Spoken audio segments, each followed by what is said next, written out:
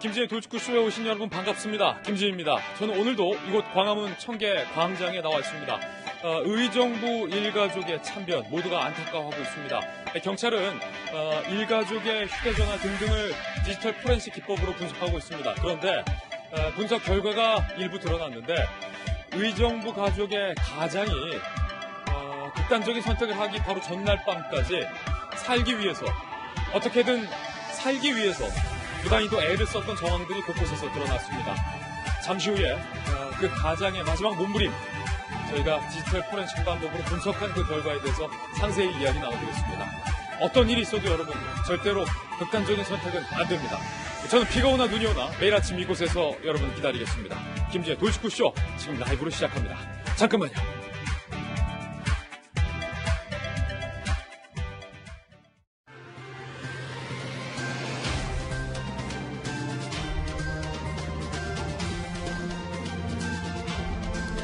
신문 읽어주는 남자입니다. 최종구 금융위원장과 이재용 소카 대표가 느닷없는 난타전을 벌이고 있습니다. 서로가 서로를 향해서 날카로운 말들을 쏟아내고 있습니다. 왜 이 갈등이 불거진 걸까요? 동아일보입니다. 최종구 금융위원장이 이재용 소카 대표를 콕 집어서 이렇게 얘기했습니다. 이재용 대표는 무례하다. 그리고 이기적이다. 그러자 언급된 이재용 소카 대표는 이분이 왜 갑자기 이러시나 출마하시려나 라고 최종구 금융위원장을 비꼬았습니다. 이른바 공유경제, 그중에서도 차량 공유 업체를 운영하고 있는 이재용 소카 대표. 사실 따지고 보면 최종구 금융위원장은 주무부처가 아닌데 자기네 주무부처가 아닌 장관급이 다른 주무부처와 관계자들을 꼭 집어서 언급하는 것은 상당히 이례적입니다. 최종구 대 이재용, 이재용 대 최종구 두 사람 사이에 무슨 일이 있었던 걸까요? 잠시 후에 이야기 나눠보겠습니다. 다음 신문입니다. 이번엔 조선일보입니다. 사진 한번 크게 보시죠. 이런 일이 있을 때마다 저희 돌직구쇼에서 보도를 해드렸는데 또 반복이 됐습니다. 경찰을 질질 끌고 다니는 사진. 결국 경찰관들의 치아까지 부러졌습니다. 민노총일입니다. 현대중공업과 대우조선 노조가 어제 서울로 상경을 해서 상경 집회를 가졌는데요. 경찰 10여 명이 이렇게 과격한 일부 노조원들에게 끌려다니면서 손목골절과 치아골절 부상을 입었습니다. 그런데도 언제까지 우리가 불법 시위, 폭력 시위를 이대로 지켜만 봐야 하는 걸까요? 경찰이 수수방관하고 더 나아가 이렇게 이빨까지 부러지는 수모를 겪고 있는데 답은 없는 건지 안타까운 대목입니다. 다음 신문입니다. 이번엔 경향신문입니다. 두 사람의 미소라는 기사 제목입니다. 사진 한번 보시죠. 고 노무현 대통령과 문재인 대통령이 밝게 웃으면서 함께 산행을 하는 모습. 오늘 노무현 전 대통령의 10주기입니다. 10주기를 맞아서 봉화마을로 여권 인사들이 총 집결을 하고 있는 상황입니다. 전직 청와대 전속 사진사 장철영 씨가 미공개 노무현 전 대통령 사진 30여 점을 공개했습니다. 잠시 후에 그 사진들 함께 보겠습니다. 네, 다음 신문입니다. 이번엔 중앙일보입니다.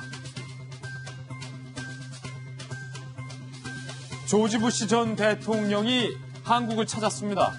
이재용 삼성전자 부회장과 30분간 회동을 가졌습니다. 부시 가문과 이재용 가문이 23년의 인연이 있다고 하는데 과연 이 두 가문이 어떤 인연이 깊은지 잠시 후에 이야기 추적해 보도록 하겠습니다. 그렇다면 부시 전 대통령은 왜 한국을 찾았을까? 바로 노무현 전 대통령의 10주기 추도식을 참석하기 위해서 방한을 했습니다. 본인이 직접 노무현 전 대통령의 초상을 그려서 들고 왔다고 하는데 그림도 잘 그리나 보여요. 잠시 후에 이 부시 전 대통령이 한국을 찾은 이유에 대해서 상세히 들어보겠습니다. 다음 신문입니다. 이번에 한국일보입니다. 바른미래당의 하태경 의원이 막말을 해서 논란이 되고 있습니다. 손학규 대표의 바로 면전에서, 바로 코앞에서 손 대표를 지칭하면서 나이 들면 민주주의 정신이 퇴락한다 라는 모욕을 줬기 때문입니다. 손학규 대표는 이 말에 대해서 정치가 각박해졌다, 금도를 지켜야 한다 라며 엄중하게 경고를 했는데 아무리 정치관이 달라도 하태경 의원이 그것도 선수도 많고 나이도 많은 손학규 대표의 바로 면전에서 나이 들어서 정신이 퇴락했다라는 발언을 한 것이 옳았느냐. 많은 사람들이 하태경 의원의 막말에 대해서 비판을 하고 있습니다. 잠시 후 그 막말 발언 직접 들어보겠습니다. 다음 신문입니다. 이번엔 한겨레 신문입니다. 5분으론 부족했던 칸의 기립 박수. 봉준호 영화 감독의 신작 영화 기생충이 칸에서 상당히 호평을 받았습니다. 이름은 기생충인데 이 벌레가 나오는 영화는 아니고요. 한국 사회의 계급 차이가 빚은 어떤 그런 시비를 다룬 영화라고 합니다. 블랙 코미디와 호러와 스릴러라는 장르가 한데 다 섞였다고 하는, 기존에는 없는 장르로 보여요. 경쟁 부문에서 유일하게 이렇게 박수갈채가 쏟아졌다고 하는데 그 장면도 저희가 준비했습니다. 잠시 후 오늘의 하프에서 칸으로 한번 가보시죠. 지금까지 신문 읽어주는 남자였습니다. 네, 오늘 아침 저와 함께 등판 선수 소개해드리겠습니다. 저희 돌직구쇼 전담 변호사, 대표 똑순이 노영희 변호사 나왔고요. 그리고 이분 할 말은 한다. 민주당의 소신 발언파의 수장 조홍천 의원 나왔습니다. 그리고 대한민국 청와대 대변인과 여가부 장관 출신의 김희정 전 장관 모셨습니다.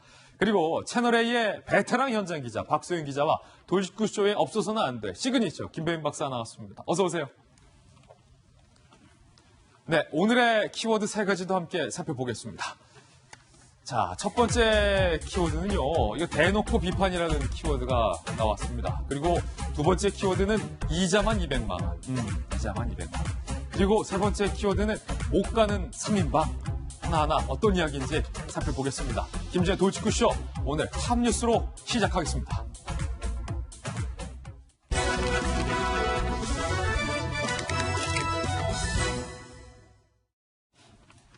네, 탑뉴스 주제부터 공개하겠습니다. 바로 이겁니다. 느닷없이 금융위원장과 공유경제업체 이 소카의 이재용 대표가 서로를 향해서 발언으로서 난타전을 벌이고 있습니다. 금융위원장인 최종국 금융위원장이 이재용 소카 대표, 포털사이트 다음의 창업주죠. 이재용 대표를 향해서 무례하고 이기적이다라고 지적을 한 겁니다. 일단 그 대목부터, 난타전 대목부터 함께 살펴보시죠. 금융위원장 최종구 금융위원장이에요. 사실은 이 소카나 요즘 이슈가 되고 있는 타다 차량 공유 서비스는 금융위원장의 주무 업무는 아닙니다. 국토교통부의 주무부처 김현미 장관 일인데 다른 정부 부처의 일에 관해서 장관급인 금융위원장이 이렇게 불편한 말을 공개한 것은 상당히 이례적인 일이에요. 이렇게 얘기했어요. 최근 타다 대표란 분이 하시는 언행과 비난은 상당히 무례하고 이기적이다. 맹비난을 한 거죠. 무례하고 이기적이다. 혁신 사업자들이 오만하게 행동한다면 자칫 혁신의 동력을 악화할 수 있다. 그러니까 장관급 최종구 금융위원장이 이재용 대표를 콕 집어서 무례, 이기, 오만이라는 비판을 한 겁니다. 이에 대해서 소카 다음 창업주 이재용 대표도 가만히 있지 않았습니다. 갑자기 이분은 왜 이러시는 걸까요? 출마하시려나? 그러면서 어쨌든 새겨 듣겠습니다. 이게 마지막 말은 새겨 듣겠습니다만 어쨌든 새겨 듣겠습니다. 라고 말한 거로 봐서 일단은 확전은 자제하겠다는 분위기지만 상당히 불쾌한 심기를 그대로 고스란히 다 드러냈다는 거죠. 박소영 기자, 이재용 대표는 누구이고 이 같은 최종국 금융위원장과의 어떤 난타전이 시작된 근본 이유는 뭡니까? 그리고 최종국 금융위원장은 왜 그런 겁니까? 일단 포털사이트 다음에 창업자인 거는 아까 김진 앵커도 얘기했고 워낙 유명한 분이죠. 네. 이재용 대표 같은 경우에는 이제 우리가 굉장히 잘 아는 다음을 창업했고 거기서 한메일 그리고 카페를 공전에 히트를 시켰어요. 다음 카페를 이분이 만든 거군요. 그렇죠. 공전에 히트를 시켰죠. 그리고 1999년에 그렇게 히트를 신 후에 그 다음을 코스닥에 상장을 하게 되죠. 그래서 벤처 재벌로 등극을 하게 됩니다. 네. 그리고 그 이후에 이제 네이버에게 좀 밀리면서 결국 결국 회사를 전문 경영인에게 맡기고 이제 다음을 나오게 되는 길을 가게 되는데요. 대중들에게 크게 알려진 건 뭐 여러분들도 잘 아시는 그 KBS 뉴스 앵커 황현정 아나운서와 결혼을 하면서 아, 그분의 남편이군요. 네, 결혼을 하면서 대중들에게 많이 알려졌습니다. 다음을 나온 이후에는 뭐 현재 그 소셜 벤처 인큐베이터 업체인 소풍의 대주주이자 지금 방금 얘기한 타다의 대표를 맡고 있는데요. 소카. 네, 그렇습니다. 그 소카의 대표를 맡고 있는데요. 이런 그 전부터 약간 자금이 정부 관료들과의 자금이 노출이 되어 오긴 했습니다. 예. 문재인 정부 출범 이후에 이 4차 산업혁명을 이끄는 혁신성장본부 민간위원장까지 맡았었거든요. 예. 그런데 갑자기 지난해 12월에 이 위원장직을 사임하게 됩니다. 쉽게 말해서 뭐 최종국 금융위원장과 어떤 정부 인사와 네. 이재용 대표가 문재인 정부 초기에는 어떻게 보면 같은 편이었다. 그렇죠. 혁신산업 그 4차 혁명을 잘 해보자라고 하면서 같이 이제 꾸려나가다가 갑자기 이제 12월에 그만두게 되죠. 그리고 나서 그 이후로 본격적으로 이제 정부 관료들을 비판을 공개적으로 하기 시작하는데요. 예를 들면 어떤 일이 있었냐면 올 2월만 해도 이 카풀 문제로 굉장히 시끄러웠잖아요. 그때 홍남기 경제부총리가 이 카풀 문제와 관련해서 사회적 대타협이 필요하다 이런 얘기를 합니다. 그러자 이재용 대표는 이런 말을 해요. 공유 경제는 타협으로 되는 게 아니다. 어느 시대 부총리인지 모르겠다라고 공개적으로 얘기를 하고요. 홍남기 부총리를 향해서 도대체 뭐 조선시대 부총리냐 아니면 지금 2019년을 살고 있는 현대사의 부총리냐라고 꼰 거군요. 네, 그런 얘기를 또 공개적으로 했었고요. 그리고 이번에 그 공유 업체들과 이 택시 업체 간의 갈등이 굉장히 심하잖아요. 이 부분을 두고 이제 정부와 이재용 대표 등 이 공유업체 관계자들이 얘기를 하는 과정에서 지금 이런 말이 결국 나오게 된 겁니다. 예, 지금 최종구 금융위원장이 무례하다, 이기적이다, 오만하다라고 비판을 했던 이재용 대표 발언도 한번 저희가 좀 준비를 해봤는데요. 이 발언을 최종구 금융위원장이 문제 삼은 겁니다. 최근 이 타다, 택시 업계에서 이 타다가 이제 밴 형태의 이제 택시 유사 업무를 하고 있는 서비스죠. 타다와 관련해서 이제 택시 기사들 몇 분께서 좀 안타까운 일이 있었죠. 또 단체 행동도 했고 이에 대해서 이재용 소카 대표가 죽음으로 문제를 제기하고 죽음을 정치화하고 이익을 이용하는 일은 없어야 된다라고 다소 비판적인 이야기를 했습니다. 그리고 방금 박수영 기자가 얘기했듯이 홍남기 경제부총리가 사회적 대타협이 필요하다는 발언에 대해서 아니 공유경제를 할 의지가 있느냐 가로 열고 가로 닫고라는 말이 있었던 것 같아요. 타협으로 되는 게 아니다. 어느 시대 부총리인지 모르겠다라고 발언을 했습니다. 지금 김병현 박사님, 글쎄요 최종구 금융위원장이 지금 이재용 대표의 이런 발언들에 대해서 뭔가 동의하지 못하는 건 있을 수 있는데 상당히 좀 뭔가 기분 나빠 보이는데 이게 기분 나빠할 만한 발언인가 어떻게 보십니까? 그러니까 실제로 최종구 금융위원장이 본인의 주무부처 업무도 아님에도 불구하고 왜 저와 같은 메시지를 쏟아냈는가를 좀 살펴볼 필요가 있는데요. 일단은 이 공유 차량을 이끌고 있는 소카 이재용 대표의 활동으로 인해서 개인 택시 사업자 등과의 마찰들이 극심하게 이뤄지고 있고 여기에 대해서 이 극단적인 선택과 안타까운 사건들이 이어지게 되는 과정이 이재용 소카 대표가 이야기를 끄집어낸 것에 대해서 전격적으로 정치적 메시지를 표현했다 이렇게 볼 수가 있는 거거든요. 근데 우리가 좀 봐야 되는 거는 이재용 소카 대표 같은 경우는 실제로 현 정부에서 혁신 성장에 관련된 본부장을 맡지 않았습니까? 작년에 문재인 대통령이 평양을 방문해서 김정은 위원장을 만나러 갔을 때 우리 기업인들 참 많이 방북했는데 그때도 이재용 대표는 함께 참석을 했습니다. 그러니까 말 그대로 정부가 하겠다라고 하는 혁신 성장의 가장 강력한 의지를 바탕으로 길을 열겠다고 나섰는데 조금 얘기하고 있는 것처럼 혁신 성장을 하겠다는데 사회적 타협하겠다는 뭐가 되겠냐라고 얘기를 하지 않습니까? 혁신 성장의 핵심은 규제 개혁이라고 볼 수 있을 텐데요. 문재인 정부 들어서 소득주도 성장을 강조하면서 이 소득주도 성장이 일어나는 문제를 반대적인 급부로서 이끌어내기 위한 혁신 성장을 굉장히 강조합니다. 근데 지금 들어서 문재인 대통령이 얼마 전에 2주년 취임 기념식에서도 얘기했던 것처럼 혁신 성장 얘기하니까 비메모리 반도체 얘기를 하고 있고요. 자동차에 대한 미래 자동차 얘기를 하면서 수소차 얘기를 합니다. 근데 지금 이 공유 차량을 이야기하고 있는 혁신 성장을 이끌어가겠다고 얘기하고 있는 기업인들의 얘기 들어보면 미래의 자동차에 대한 혁신적인 내용은 크게 세 가지로 분류하는데 첫 번째는 전기차, 두 번째는 공유 차량, 그리고 세 번째는 자율주행 차량에 대한 모든 시스템을 함께 만들어가야 되는 것들을 이야기를 하는 겁니다.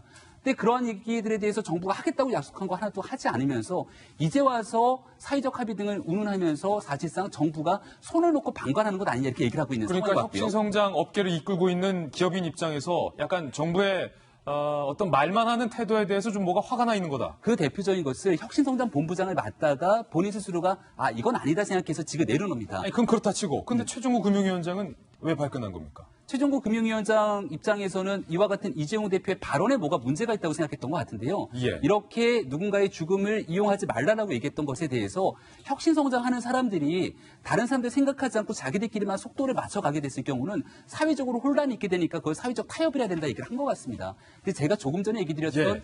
이재용 대표가 스스로 본부장을 물러나면서 그 당시에 하나의 만평 사파를 소개했는데요.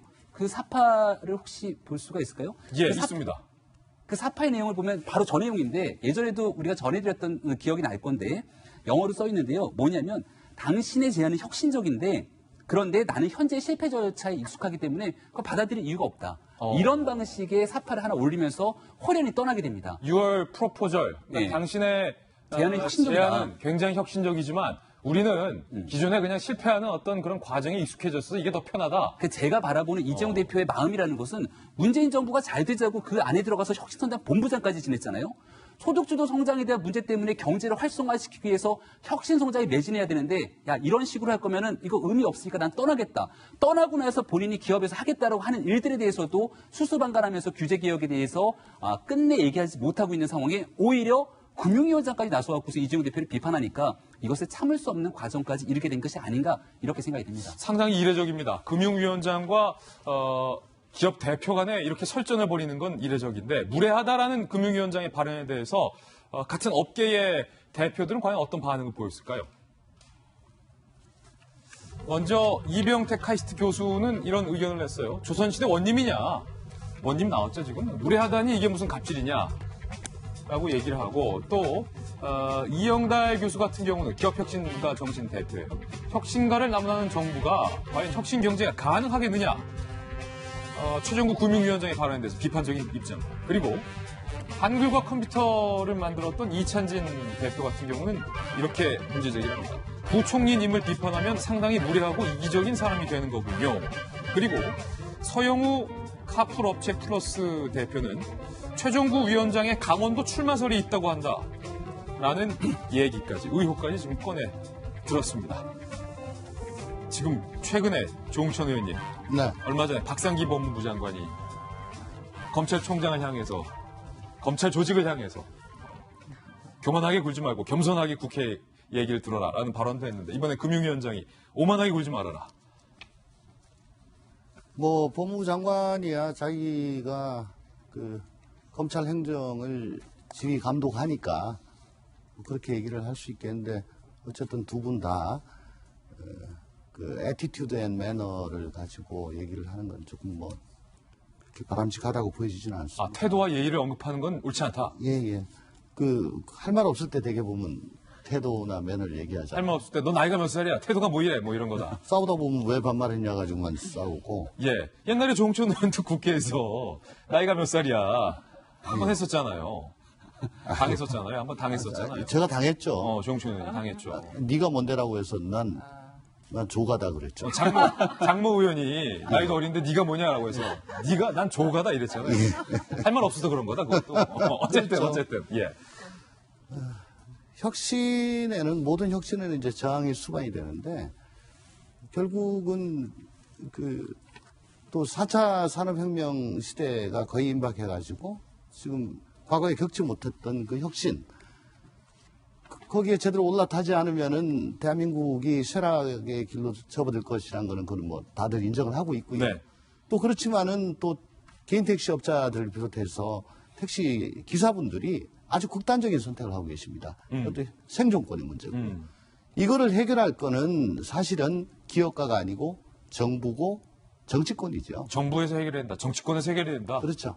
그러니까 혁신 사업가에게 그것까지 하라는 거는 조금 좀 과한 것 같은데 어쨌든 저는 양쪽 다 이거를 너무 자기 입장만 강조하는 거는 좀 문제가 있지 않느냐 하는 그런 생각이 듭니다. 또 그리고 출마하려고 하느냐.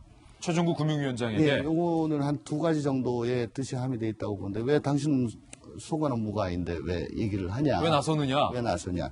그리고 이런 얘기를 왜 생뚱맞게 또 이렇게 공개적으로 하냐. 어디 뭐 잘 보이기 위해서 그런 거 아니냐. 예. 이게 바로 이제 그동안에 정치인에 대해서는 그 말하자면은 그 인지도 높이기 위해서는 별일을 다 한다. 이런 것들이 근저에 있겠죠. 한 20년 됐나요? 삼성의 이건희 회장께서 정치는 사류, 행정은 삼류, 기업은 이류라고는 얘기를 했다고 YS 정부 때 아주 좀 곤욕을 치르신 적이 있습니다. 예. 반도체 공장 하나 지으려면은 도장을 1000개를 받아야 된다. 관공서 도장을. 예. 그래가지고 너무 후진적이다라고 하셨는데, 사실 그 말이 틀린 게 아니에요. 갈등을 조정해야 될 정치가 오히려 갈등 양산하고 막말만 해대고 있으니까 지금 사류에서 더 내려간 것 같기도 하고 우리 정치권이 좀 정신을 차려가지고 예. 혁신에서도 뒤처지지 않지만 또 극단적인 선택을 하시지 않도록 하는 그런 지혜를 빨리 좀 짜냈으면 좋겠습니다. 네. 제가 봤을 때는 이게 이제 택시기사들의 그 죽음으로 인해서 사회적으로 좀 파장이 되고 자꾸 이슈화가 되니까 이재용 대표가 정치적으로 그런 죽음을 조금 이용하고 자꾸 그런 식으로 해결을 하려고 하지 말아라. 이제 이런 얘기를 한 거죠.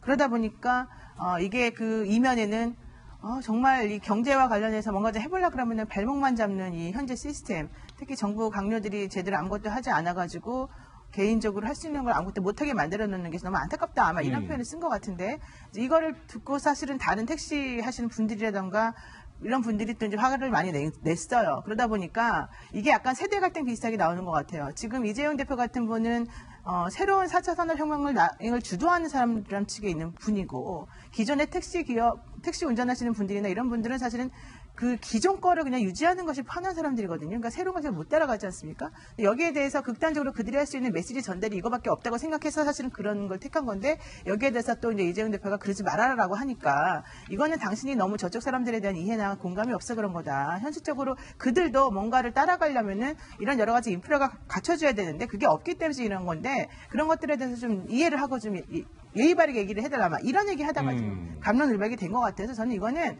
누구누구의 잘못이라기보다는 상호 간에 이 속도가 안 맞는 것 그리고 비전이 안 맞는 것 이제 이런 것들에 대한 좀 문제점이 아닌가 생각이 듭니다. 사실 이 논란을 보면서 택시 업계에 계시는 분들은 또 생존이 걸려 있고 이용하는 소비자들도 앞으로 이 서비스가 어떻게 될지 관심을 가지고 있는데 어찌됐든 민간의 대표지만 혁신본부장 민간위원장으로서 현 정부에 몸을 담았고 지금 현재 금융위원장으로 현 정부의 수장인데 이런 방식의 다툼이 과연 정책 개선에 도움이 되는지 단순하게 서로의 말다툼으로 그치는지 이거는 이제 답이 나오지 않습니까? 그런 면에서 굉장히 안타깝게 생각을 합니다. 왜냐하면 정말로 해결하고자 하는 의지가 있었다면 끝까지 그 자리에 남아서 경제관계 장관회의라든지 이런 공론회장을 통해서 서로 얘기할 수가 있는데 두 사람 다 그거를 박찬 것 같아서 굉장히 안타까워요. 비록 자기 부처 일은 아니라도 경제부처 장관회의에서는 금융위원장 참석을 해서 이 공유경제에 관련된 이슈를 얘기를 하고 이렇게 개선해보자고 얘기를 해야 되는데 뜬금없이 다른 자리에 가서 개인을 공격하는 방식으로 이렇게 해버렸단 말이에요. 뜬금없다. 네, 그러면은 이게 과연 도움이 되느냐. 그리고 역시 이재용 전 소카 대표도 홍남기 부총리에 대한 개인적인 인신공격적인 발언, 그 다음에 역시 돌아가신 택시 기사님에 대한 약간 인신공격적인 발언으로 이게 비춰지지 정책 개선에 대한 어떤 새로운 개선 의지라든지 이런 거는 부각이 안 된단 말이에요. 그렇기 때문에 지금이라도 이 전현직 경제 전문가들을 장에 불러놓고 토론을 할 수 있는 그런 방식으로 해야지 이런 식의 말다툼은 결코 문제 해결에 도움이 되지 않는 것 같습니다. 예, 이번엔 저희가 준비한 두 번째 뉴스를 소개해드리겠습니다. 의정부에서 벌어진 일가족의 안타까운 사건에 대해서 많은 분들이 정말 통탄을 금치 못하고 있습니다. 수사당국이 이 가장의 핸드폰 등등에 대해서 디지털 포렌식 방법으로 분석을 하고 있습니다. 도대체 무엇이 이들 가족을 극단적인 곳으로 몰고 갔는가에 대해서 밝혀내기 위해서입니다. 그 일각이 드러나고 있습니다. 함께 보시죠. 의정부 일가족이 사망 전날까지 살려고 발버둥을 쳤다. 수사당국의 설명에 따르면 그렇습니다. 사건 2, 3일 전 이 가장이 A씨가 친척과 지인들에게 돈을 빌려보려 한 정황들이 디지털 포렌식으로 좀 드러나고 있다는 거예요. 야, 지금 너무 어려운데 돈 좀 빌려줄 수 있느냐? 이 사람에게 갚을 테니까 좀 돈 좀 빌려줄 수 있느냐? 이곳저곳에게 돈을 빌렸다는 거예요. 그리고 사건 바로 하루 전 바로 전날이에요. 이 가장이 개인회생 파산 관련 상담 전화를 걸었던 사실도 확인이 됐습니다. 이 가장 아버지가 이렇게 얘기했어요. 파산 신청하려면 어떤 서류가 필요하느냐? 라고까지 물어봤다. 하지만 더 디테일하게 들어가서 빚을 따지고 자산을 따지는 구체적인 상담까지는 진행이 안 됐던 것으로 현재까지 조사가 되고 있습니다. 주변 도움과 또 법적 구제 방법까지 알아봤지만 바로 그 다음날 20일에 아내와 딸과 함께 숨진 채 발견됐다는 거죠. 참 안타까운 건데 박소희 기자. 아니 도대체 수억이라고 하는데 빚이 얼마예요? 빚이 얼마이고 그 빚으로 인한 한 달 이자가 도대체 얼마를 내야 했기에 이렇게까지 좀 알아봤는데 또 안 됐기 때문에 그렇게 극단적인 선택을 한 겁니까 도대체? 네, 어제 저희가 억대 빚이 있다라고 말씀을 드렸는데 좀 구체적인 수치가 나왔습니다. 그러니까 어제 살고 있는 아파트가 있었잖아요. 의정부에 한 아파트가 있었는데 이 아파트를 담보로 2억 원의 대출이 있었던 것으로 확인이 됐습니다. 시중은행에서 1억 6천 정도의 빚이 있었고요. 그리고 제3금융권이라고 하는 대부 업체에서 빚이 한 4천만 원 정도 있었습니다. 아니 2억이 사실은 네. 큰 돈이면 큰 돈인데 이게 내 딸, 내 아내 그리고 나 세 명의 소중한 목숨과 맞바꿀 정도로 그렇게 큰 돈인가? 얼마 전에 정부에 계신 모 정부 인사는 26억 뭐 땡겨가지고 크게 집도 사고 했잖아요. 그 사람들한테 이거 2억은 분명히 큰 돈이 아닐 텐데 이럴 수밖에 없었나? 그러게요. 근데 지금 상황을 보면 좀 굉장히 답답했을 것 같기는 합니다. 지금 대출이 한 2억 정도 있는데 보통 이제 시중 이자율로 계산을 해보면 한 달에 이자만 한 200 정도 나가는 상황이었거든요. 월 200 정도의 돈이 이제 매달 이자로 나가고 있는 상황인데 지금 목공업을 접었잖아요. 접었다 보니까 이제 남편은 벌이가 없었고요. 아내가 이제 그 가게 종업원으로 일을 하면서 월 150만 원의 수입이 있는 상황이었습니다. 그런데 지금 이자가 200이 넘는데 월 150이 수입이 그거밖에 되지 않으면 오히려 생활을 영위하는 게 더 지금 계속 적자가 되는 상황인데다가 네. 거기에 중학생, 고등학생들이 학생들도 있지 않습니까? 그럼 학생들도 양육을 해야 되는 비용이 또 들어가잖아요. 그러다 보니까 굉장히 깝깝했던 것 같아요. 그래서 개인회생, 뭐 파산 이런 것들을 알아본 것 같은데 문제는 파산 신청을 하려고 해도 신청하는데도 한 3,400이 들어요. 그런데 이 돈조차 굉장히 부담스러웠던 상황이었던 것 같습니다. 예, 지금 이 가족이 지고 있는 빚이 2억인데 어떻게 2억을 대출받았는데 한 달 이자가 200일 수 있을까 궁금하신 분들이 있어서 저희가 좀 더 자세히 취재를 해봤는데 함께 보시죠. 김병민 박사님, 네. 2억 원 중에 지금 제1금융권에서 받은 대출이 한 1억 6천만 원. 그리고 나머지 4천만 원이 제3금융권. 그거 좀 띄워주세요. 4천만 원. 네, 그러니까 우리가 흔히 대부업이라고 부르게 되는 얘기를 해서 제3금융권이라고 얘기를 하게 된 것 같은데요. 예. 사실 우리가 2억을 보통은 아파트를 사거나 했을 때 주택담보대출 등으로 빚을 당기지 않습니까? 그럼 한 2억 원 정도의 빚을 내더라도 한 달에 내야 되는 이자가 사실 저렇게 많지는 않습니다. 그러니까요. 근데 제가 바라보건대 지금 1금융권에서 1억 6천 정도의 빚을 냈다는 것은 의정부에 있는 아파트 가액이 그렇게 높지 않기 때문에 받을 수 있는 끝까지 한도를 가져갔을 때가 한 1억 6천만 원인데 저기 지금 아파트 담보대출이니까. 저기에 대한 이자는 그렇게 높지는 않을 거라고 생각합니다. 그렇다면 지금 200만 원 이자가 나왔다라면 문제는 저 제3금융권이라고 보는 이 대부업의 빚일 거라고 생각이 소위 드는데요. 사채 대부업. 그렇죠. 근데 저기에서 지금 현재까지는 얼마 정도의 이자가 나오는 건지는 알 수 없었겠습니다만은 우리가 통상적으로 바라보건대 이러한 대부업체의 빚으로 인해서 받게 되는 압박이 가해졌을 때 이 가장 입장에서 느끼게 되는 심각한 심리적 스트레스를 받지 않았을까라고 생각을 일종의 지울 수가 없는 거거든요. 도촉 혹은 압박이 있었을 수도 있다. 네, 그러니까 지금 한 달에 본인은 일자리를 잃어버리게 된 것이고 아내가 나가서 일을 하게 되는 150만 원의 그 금액을 가지고 생활비를 보태기도 바쁠 텐데 200만 원의 이자가 나가게 되면 상식적으로 생활 자체가 불가능한 것 아니겠습니까?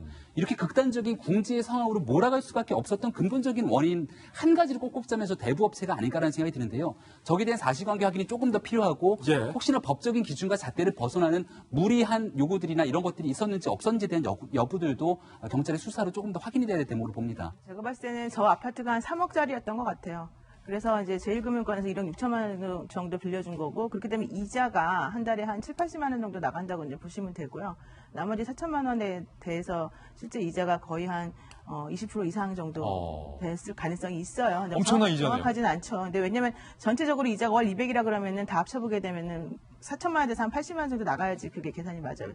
더 나가야지 계산이 맞아요. 100만 원 넘게. 근데 중요한 건 그러면 저분이 지난해 12월하고 올 1월에 대출을 받았는데 저 2억 원 어디다 썼냐. 이걸 봐야 되는 거예요. 그러게요. 예, 저 2억 원이 사실은 들렸으니까 그대로 남아있을 거예요. 물론 200만 원 정도씩 돈을 내가 이자로 나가야 된다는 걸 몰랐을 리가 없죠. 1억 6천까지 했을 때는 그 정도의 이자 나가는 건 감수할 수 있었는데 추가로 지금 4천만 원을 더 쓰게 된 거는 뭔가 목돈이 들어갈 때가 있었다는 거죠. 네. 그러면 차라리 우리 같은 경우는 저렇게 부담스러우면 집을 팔아버려야 되는데 지금 현재 부동산 관련해가지고 집을 팔기가 녹록하지가 않아요. 그러니까 일단은 급한 김에 저렇게 돈을 땡겨서 쓰고 집도 잘 안 팔리고. 예, 땡겨서 쓰고 그다음에 그 돈 어디다가 이제 물론 썼겠죠. 그리고 난 다음에 막막하고 현재 본인이 수입이 없는데 그 부인의 150만 원 가지고 15살짜리 아들 18살짜리 딸 이렇게 네 식구가 같이 살기 너무 힘들다라고 하는 거죠. 그러니까 앞으로 이게 발전 가능성이 없다는 거죠. 그럼 여기에 대해서 파산 신청을 하면 파산이 돼야 되잖아요. 예. 근데 아파트 때문에 파산이 또 어려워요. 저런 상황이 된다면은. 그래서 아파트가 자산으로 잡히기 때문에. 그래서 이제 이런 여러 가지 것들이 아마 본인에게는 좀 힘들었던 것 같고,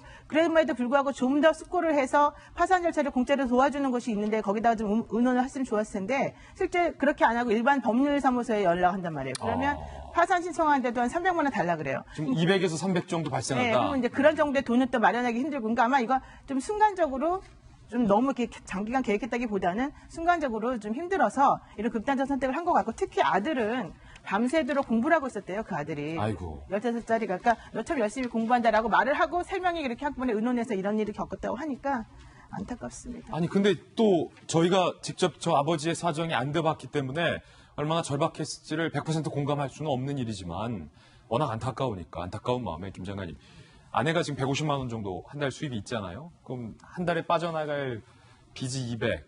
네. 그래서 빚이 지금 한 달 수입보다 더 많은 건데 네. 뭐 정말로 괜찮은 일은 없겠습니다만 네. 대리기사 일도 있고 51세, 51살이니까 젊잖아요. 네. 하다못해 건설 현장 일용직 노동자 자리도 뭐 찾기 어렵다고는 하지만 구해볼 수도 있는 노릇이고 네. 그것도 이것도 안 되면 택배업에서 택배업으로 좀 힘든 일이지만 뛰어도 되는 일이고, 아니면 뭐 택시 회사에 택시를 몰아도 다만 뭐 한 100만 원이라도 한 달에 벌어서 보탰다면 벌써 그럼 250이잖아요, 월 수입이. 그러니까 그거마저 쉽지 않았다는 얘기죠. 결국은. 그래서 지금 사실 남아있는 그 중학생 아들 생각하면 정말 얼마나 그 떠나는 사람 마음이 막막했겠습니까? 그래서 마침 지금 그래도 남아있는 중학생 아들을 위해서 전국에서 이 따뜻한 손길이 답지하고 있다고 해서 다행이라고 생각하는데, 저는 이 방송 보시는 분 중에서 이렇게 당사자거나 또는 주변에 이런 어려움 겪으시는 분들이 좀 알아주셨으면 하는 게 있어요. 뭐냐면 일단은 본인이 그 변호사나 법무사나 뭐 이런 데 찾아가서 돈 드는 상담을 하기 전에 가장 가까운 지자체 먼저 복지 담당관부터 좀 만나셔야 돼요. 그러면 지자체에. 네. 예. 긴급 생계비 지원이라는 게 일단 있습니다. 가장 쉽게 받을 수 있는 게. 그러니까 긴급 생계비 지원을 하면서, 왜냐하면 이분이 그냥 나 몰라라 하는 분이 아니라 성실하게 빚을 갚을 의지는 있지만 그게 여의치 않거든요. 네. 그러니까 일단은 긴급 생계비 지원도 받고. 긴급 생계비 지원이라는 제도가 있다. 네, 그런데 현재는 이분이 신청을 안 하셨지만 현재 언론이 이분의 재산을 추정한 결로 봐서는 그 대상자가 되는 걸로 지금 되고 있습니다. 그러면 어쩌면 사실은 저 네. 대부업 대출도 안 받아도 될 뻔했는데. 그거는 이제 사업하는 데 들어간 돈이기 때문에 그건 별개지만 적어도 기본적인 생계비에서는 조금 마음을 이렇게 덜 수 있는 방안이 있었고요. 있었다, 예. 그리고 두 번째는 그 개인 회생이나 파산 중에 선택할 수 있는 방법이 또 있거든요. 뭐냐면 지금 추가로 수사해봤으면 하는 부분이 뭐냐면 역시 그냥 금융권에 돈 받는 것만 쪼달렸는지 사실은 부당한 빚 독촉이라든지 압류라든지 그렇죠. 이런 거에 대한 부담감이 없었는지를 조사해봐야 되는데, 개인 회생 절차에 들어가면 일단 그거를 조정을 해줍니다. 그래요? 네, 그러니까 성실하게 내가 빚 갚겠다라는 의지가 밝혀지면 그때까지 소위 와가지고 소위 이렇게 나쁜 짓 하는 거 있잖아요. 막 예. 집 없고 뭐 이렇게 왜 애들 돈을 안 학교 갚는 거야? 찾아가고 이러고 뭐, 이런 예. 거라도 막는 게 사실은 굉장히 중요하거든요. 그리고 아울러서 그런 나쁜 마음 먹지 않도록 심리적인 지원 시스템까지 되어 있는 상황입니다. 왜냐하면 송파 세모녀 사건이 있었잖아요. 그때 이 사회적 안전망이 무너진 걸 보고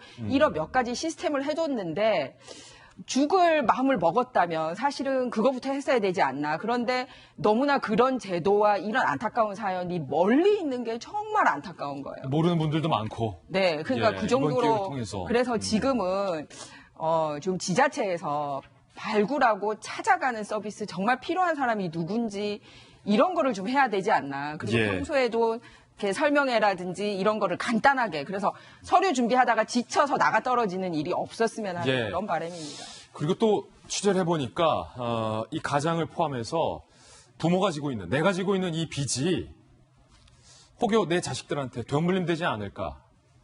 이 걱정 때문에 극단적인 선택으로 몰고 가는 경우가 참 많다는 걸 확인할 수 있습니다. 그래서 오늘 이 자리를 빌어서 이 두 가지 제도를 좀 꼭 소개를 해드리고 싶은데요. 바로 이겁니다.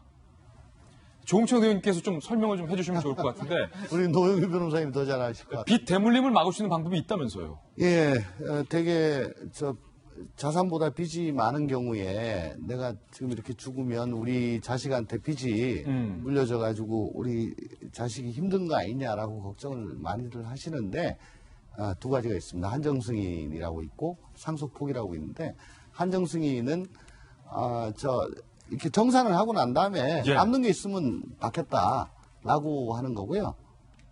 그거 아니면 넘는 거는 나는 넘는 건 안 진다. 막아도 된다. 책임 안 진다라는 거고 상속 포기는 뭐 재산이고 빚이고 정산할 필요도 없이 나는 그냥 안 받는 걸로 정리를 하겠다. 부모님의 재산과 빚도 안 받겠다. 네. 라고 하는 그 제도가 있습니다. 근데 이걸 잘 모르세요. 이건 돌아가신 다음에 석 달 안에 신청을 해야지 한정승인이나 상속 포기가 효력이 있게 되거든요. 이런 제도도 있으니까 내가 빚 남겨놓고 가면은 애들 괴로울 거다 그래서 애들까지 어떻게 극단적으로 하는 이런 생각 이거 하시면 안 절대 안 되죠. 된다. 예, 절대 안 된다. 상속 포기할 때 조심하셔야 되는 게 포기서 하나 작성해서 법원에 내면 되는데요. 문제는 그렇게 했을 경우는 후순위 상속자에게 또 넘어갑니다. 그러니까 이제 정말 나는 상속인도 아니지 하고 가만히 있다가 빚을 갑자기 물려받게 되는 불치의 또 사태를 벌어진 경우가 있어서 좀 그런 것보다도 요즘 보통 한정승인을 해요. 근데 한정승인을 하게 되면 어려운 게 본인이 채권처만 알고 있는 걸 다 적어서 또 내야 되고 여러 가지 좀 절차가 있어요. 그래서 사람들이 하기가 좀 어려워하는 건데요. 근데 미성년 자녀인 경우에는 저런 데들을 잘 모르기 때문에 본인에게 상속이 된다 하더라도 사실은 저 3개월 이내 신청하라 그랬지만 3개월 지나고 난 다음에 알게 되는 경우가 있거든요. 그럴 때는 미성년이 성년이 되어서 그 사실을 알게 됐을 때 다시 시효가 기산이 되니까 걱정하지 마시고 알게 됐을 때 다시 하십시오. 예, 꼭 참고를 해주셔서 아까운 생명을 헛되이 저버리는 일이 없게 되시기를 좀 간곡히 부탁드리겠습니다. 두 번째 소식이었고요. 이번엔 저희가 준비한 세 번째 뉴스입니다. 오늘이 고 노무현 전 대통령의 10주기 추모식입니다. 봉화마을에 여권 인사들이 총 출동을 해 있습니다. 오늘 오후 2시에 이 봉화마을에서 노무현 전 대통령의 10주기 추모식이 진행이 될 예정인데요. 오늘 서거 10주기를 맞아서 고 노무현 전 대통령의 미공개 사진들도 공개가 되기도 했습니다. 일단 미공개 사진들부터 좀 함께 보시죠. 자, 문재인 대통령과 노무현 전 대통령이 함께 등산을 했던 모습도 이번에 전직 청와대 사진 작가에 의해서 지금 공개가 됐고 이 외에도 좀 다양한 사진들이 공개가 됐죠. 네, 그렇습니다. 지금 보이는 저 모습은 노무현 대통령과 이 권양숙 여사가 영화 괴물 보러 갔을 때 그때 이제 보고 나서 저렇게 차를 마시는 모습 그리고 집무실에서 지금 누워 있는 사진 같은 경우에는 출장을 가서 호텔에서 이렇게 소파에 누워 있는 모습을 확인할 수 있고요. 그다음에 아침에 출퇴근하는 모습 그래서 이 경비를 서시는 분들과 인사하는 모습 이런 모습 하나하나 굉장히 그 청와대에 있을 때 청와대 안팎에서 전속 사진사가 이렇게 노무현 대통령의 모습을 찍은 것을 볼 수 있고요. 저기 어린아이 보이시죠? 저 어린아이 같은 경우에는 노 전 대통령의 손녀입니다. 손녀와 함께 차를 타고 이동하는 모습 이런 것들을 지금 확인할 수 있습니다. 이번에 10주기를 기념을 해서 이 사진 30장 가까이가 이번에 그동안 보지 못했던 모습들이 공개가 됐습니다. 지금 이 모습은 지금 당시에 문재인 비서실장과 노무현 전 대통령이 무등산에 올랐다가 이 산에서 함께 담소를 나누는 모습 그걸 사진으로 담은 겁니다. 예, 오늘 그 봉화마을에서 김배민 박사님, 네. 노 전 대통령 10주기가 오후 2시부터 열리는데 뭐 여권 인사들이 뭐 다 총출동을 한다는 예정이죠. 네, 대거 총출동할 예정이고요. 지금 현재 청와대에서는 문재인 대통령이 방문하지는 않습니다. 문재인 대통령은 취임하고 나서 첫 번째 5월 9일 2017년에 당선이 되고 그에 있었던 5월 23일 이 노무현 전 대통령 이 추모식에 참석을 했는데요. 사실은 굉장히 감정이 격하게 끌어오르지 않았겠습니까? 노무현 전 대통령의 버시자 그리고 비서실장으로 평생을 함께했던 사람이 대통령이 됐으니 그리고 나서 계속 오는 것보다는 이 임기를 다 마무리하고 송구원 대통령이 오겠다고 했기 때문에 문재인 대통령은 가지 않았고요. 대신 청와대에 있는 참모진들 중에서는 대통령이 안 갔기 때문에 노영민 비서실장 그리고 우리 돌직구쇼 멤버였던 강기정 정무수석 등이 참석을 하는 것으로 알려져 강기정 있고 수석도 내려가는군요. 네, 맞습니다. 그리고 여권 인사 중에서는 지방자치단체 장으로 볼 수 있는 지금 서울시의 박원순 서울시장 그리고 이재명 지사는 또 친문 지지자와는 약간의 결을 달리하지만 이재명 지사도 함께 참석을 한다라고 얘기가 나와 있고요. 뭐 더불어민주당 내에서도 여러 국회의원들이 다 같이 참석을 하는데 다만 못 가는 사람들이 있습니다. 유시민 노무현 재단 이사장이 사실은 꼭 가야 되는데 지금 모친상을 당해서 갈 수가 없는 상황이고요. 김경수 지사는 노무현 전 대통령 곁에서 마지막까지 곁에 지켰던 비서관인데 오늘 재판이 잡혀서도 가지 못하게 되는 상황이라고 합니다. 그렇군요. 그런 것들을 떠나서 어쨌거나 오늘 노무현 전 대통령 서거 10주기이기 때문에 여야 진보 보수를 떠나서 많은 국민들이 애통해하면서 그의 죽음을 기리는 그런 자리가 될 것 같습니다. 네, 지금 저희 봉화마을에 저희 채널A의 중계 진이 나가 있습니다. 현재 이 시각의 봉화마을 모습을 보고 있습니다. 오후부터 추도식이 열리기 때문에 한창 현장에서는 이제 추도식 준비가 진행 중에 있고요.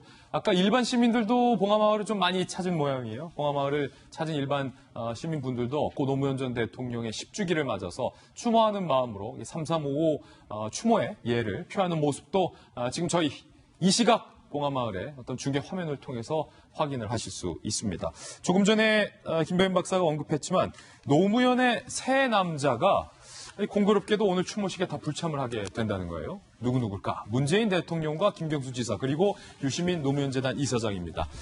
문재인 대통령은 임기 중에 불참을 하겠다라고 과거 밝힌 바가 있어서 오늘도 참석을 안 하는 거고요.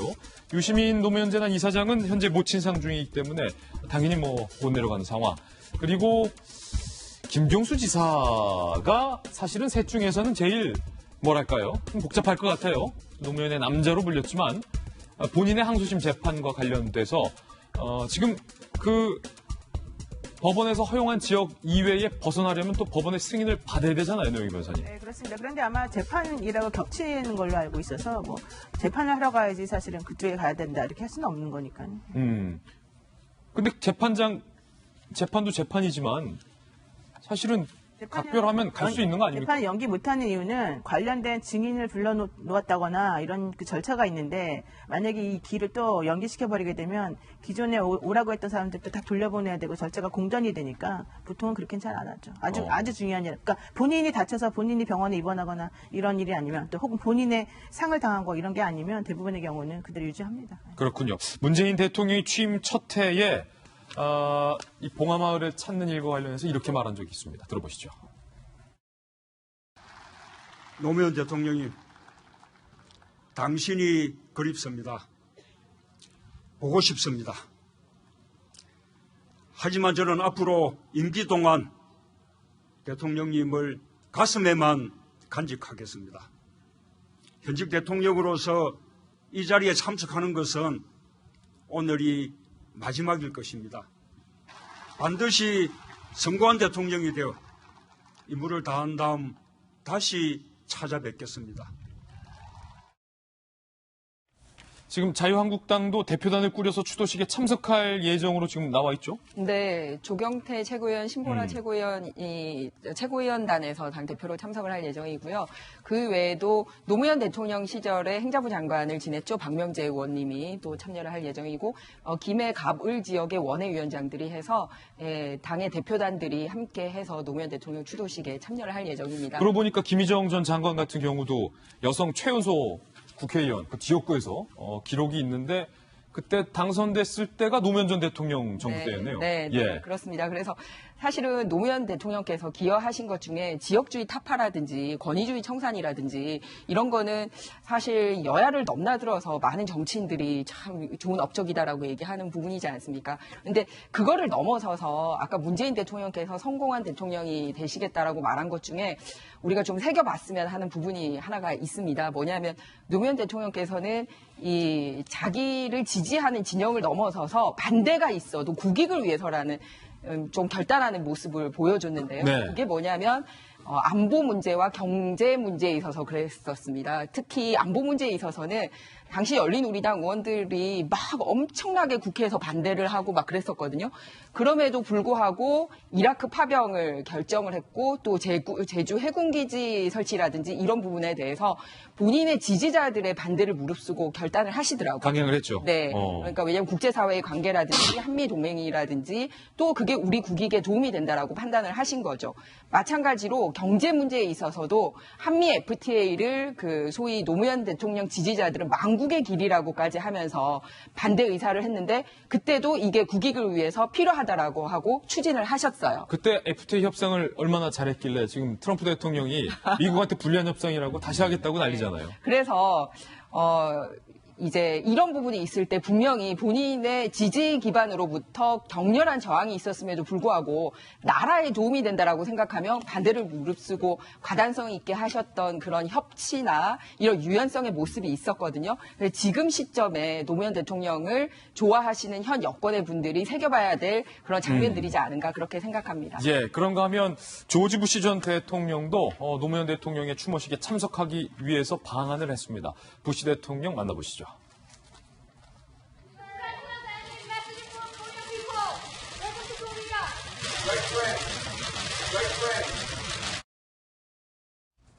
박소영 기자, 지금 부시 대통령이 어제 이제 추모식 참석하기 위해서 도착을 했는데 들어오자마자 만난 사람은 뭐 정부가 아니라 이재용 삼성전자 부회장이었다면서요. 네, 그렇습니다. 첫 일정이 바로 이재용 삼성전자 부회장을 만나는 일이었는데요. 두 분 아는 사이예요? 그러게요. 어떻게 해서 아는 사이인가 해서 봤더니 이 굉장히 깊은 인연이 바로 부시 대통령과 친해 삼성 보이네. 간에 깊은 어깨 인연이 동무하고. 있었습니다. 예. 어떤 일이 있었냐면 이 부시 대통령이 처음에 이제 처음으로 당선된 곳이 바로 텍사스 주지사예요. 네. 근데 텍사스 주지사 시절에 뭔가 이제 성과를 내야 되잖아요. 예. 근데 그 성과로 바로 한 것이 삼성전자가 이 텍사스 주지사로 지역인 오스틴 지역에 반도체 공장을 만들어요. 야, 이게 만약 우리나라로 따지면 내 지역구에 그렇죠. 크게 한 번 도와준 거네요. 예, 세계적인 기업이 공장을 하나 세운 거죠. 그 업적이 굉장히 크게 기억이 됐고. 예컨대 뭐 지금 조홍천 의원이 지역이 남양주니까 남양주에 애플 공장을 지어주는. 뭐 그런 셈이죠.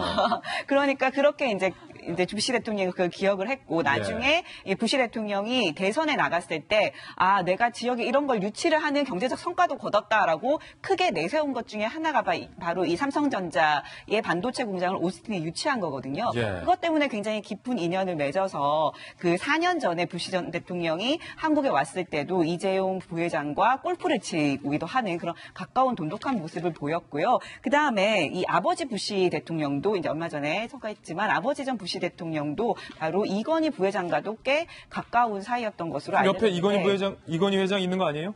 맞네요. 네, 그렇습니다. 바로 예. 이게 어떤 모습이냐면 이 두 사람이 아버지 부시 대통령 역시 이건희 그 회장을 만나서 그 호텔에서 한 40분 가까이 둘이 면담을 하는 그런 모습이 지금 확인되고 있습니다. 그렇군요. 지금 23년 부시 가문과 또 이재용 부회장 가문이 23년 인연이라고 하니까 그래서 두 분이 만났구나. 궁금증도 좀 오늘 해소가 됐습니다.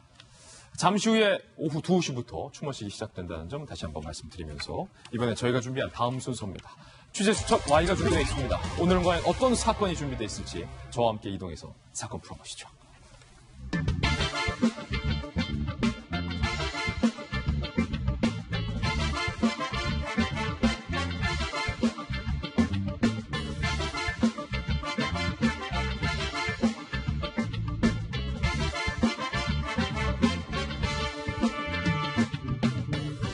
취재 수첩 Y입니다. 저희 돌직구쇼의 공식 수사반장.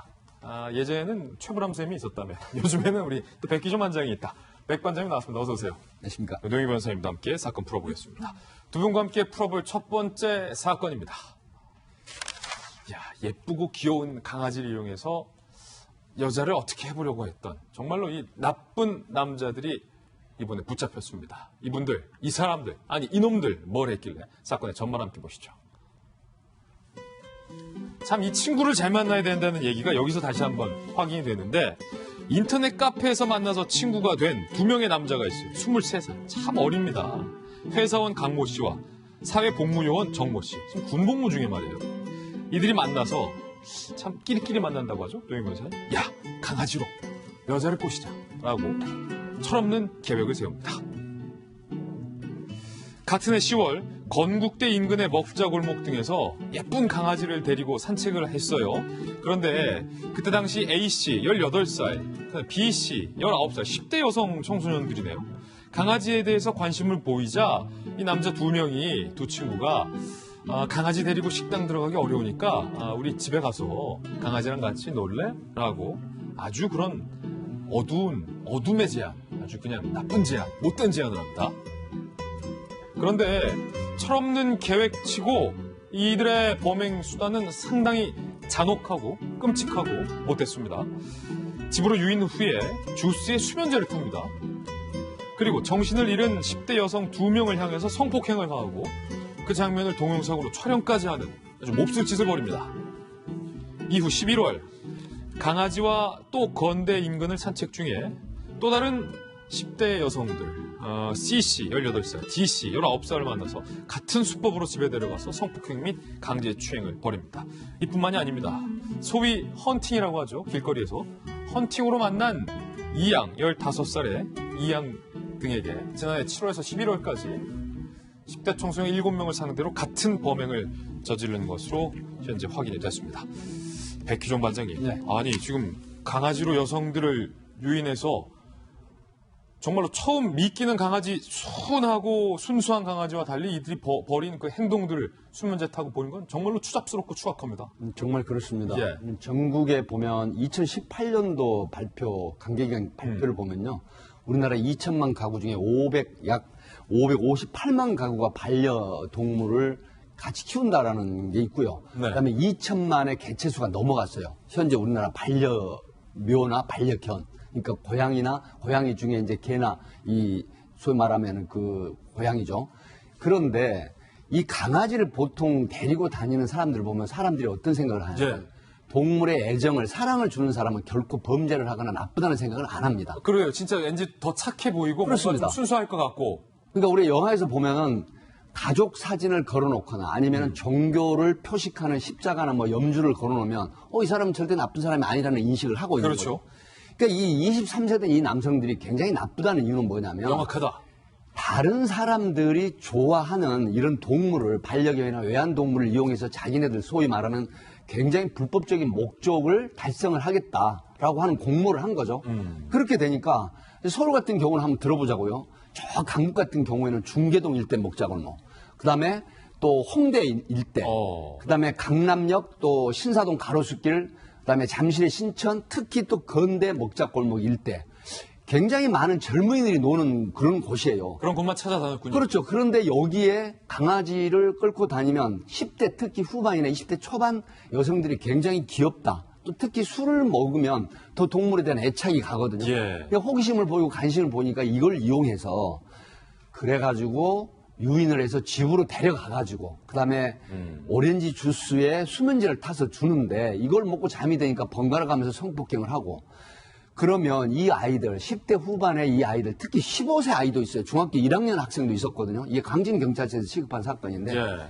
그렇다라고 하면 이 아이들은 나중에 그 가해자가 처벌을 받지만 평생의 대인 기피증, 남성 혐오증 내지는 정말 여러 가지의 문제가 생기는 거거든요. 예. 이런 측면에서 엄청난 그런 어떤 범죄 행위인데 결국 이 가해자들도 한번 보세요. 5년간 아동 관련 취업 기관에서 취업 금지고 3년간 보호 관찰인데 이건 좋습니다. 그런데 20년간 신상 정보 등록이에요. 50이 다 되도록 인터넷상에 성추행범이나 성강간범으로 등록이 되기 때문에 평생에 지울 수 없는 주원구시가 되는 겁니다. 아니 그런데 강아지를 이용해서 이런 범죄를 저질렀던 사례가 있었어요? 전 처음 보는데. 실제로 있습니다. 그래요? 많아요? 네. 이게 보도가 안 돼서 그러죠. 예. 강아지를 데리고 다니거나 반려묘, 반려견을 데리고 다니면서 관심을 보이는 경우에 차량으로 납치해서 실제 일어난 사건도 있어요. 하기 때문에 특히 심야 같은 때 술이 취한 상태에서 이 동물을 관심을 보이는 경우에 이걸 유인을 해가지고 성폭행하는 부분이 있거든요. 이제 조심해야겠어요. 이런 부분에 여성들 대해서는 입장에서는. 조금은 조심을 해야 될 필요가 있다. 이렇게 예. 봅니다. 이들에게 내려진 처벌은 과연 어떻게 될까요? 징역 7년과 징역 5년이 선고됐는데요. 함께 보시죠.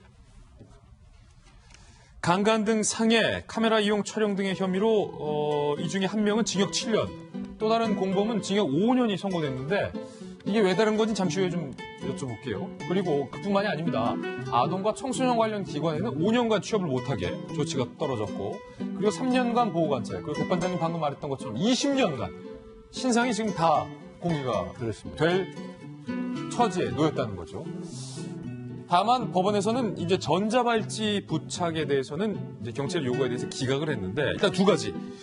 둘이 똑같이 했는데 왜 한 명은 7년, 한 명은 5년이고 또 전자발찌는 왜 기각된 건가?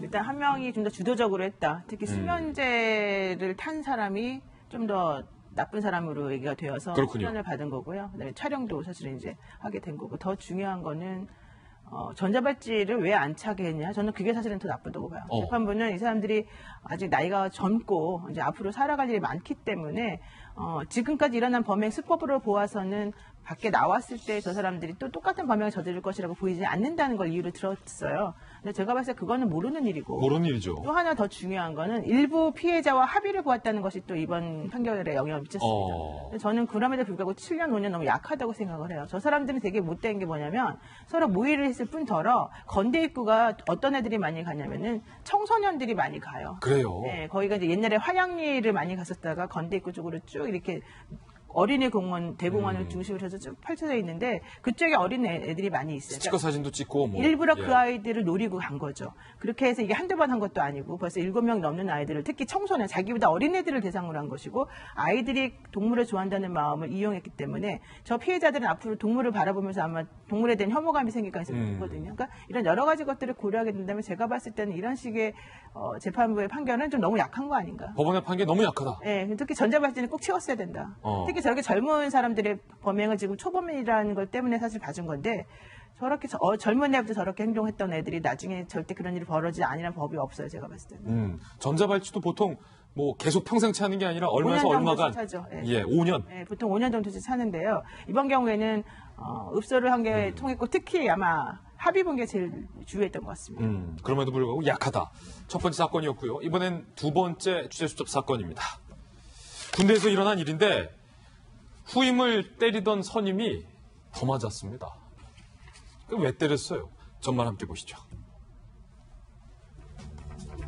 아직도 좀 군대에서 이렇게 후임 병사 괴롭히는 철없는 선임들이 있습니까? 그런데 선임도 선임이지만 그 선임을 때린 후임이 더 문제가 되고 있어요. 2017년 1월 오전 8시쯤 강원도 홍천의 한 군부대에서 일병 서모가 구령에 맞춰서 식당에 이동 중이었어요. 그런데 같은 중대 후임인 이등병, 아주 꼬꼬마 신참 김모 씨가 원래 저 식당 갈 때 소리를 크게 내줘야 되거든요. 또 그래야 또 밥도 맛있고 선임들이 좋아하는데 이 이등병 김모가 좀 소리를 작게 냈던 거예요. 그러니까 선임병 입장에서는 태도 불량하다라고 판단을 한 모양이에요.